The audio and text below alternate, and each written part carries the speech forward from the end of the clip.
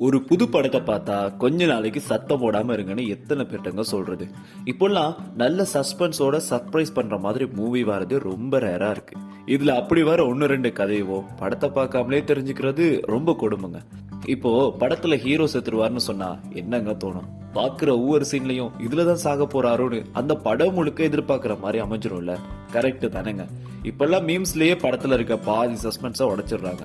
முக்கியமா ஒரு படத்தை பார்த்தா மூவி டைம்னு ஒரு கேப்ஷனோட ஒன்னு ரெண்டு ஸ்டேட்டஸ் தட்டி விடுறது தப்பு இல்லைங்க. ஆனா வாட்ஸ்அப் ஸ்டேட்டஸ்லயே முழு படத்தையும் அப்லோட் பண்ணி வச்சிருக்கவங்களும் இருக்காங்கன்னா பாருங்க.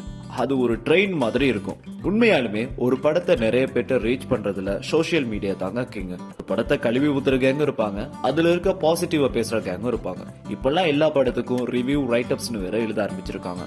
முக்கியமா யூடியூபர்ஸோட ரிவ்யூஸ் பெரிய இம்பாக்ட்னு சொல்லலாம். அதுக்காக ரிவ்யூ மட்டும் பார்த்துட்டு ஒரு படத்தை ஜட்ஜ் பண்றது கரெக்டாங்க.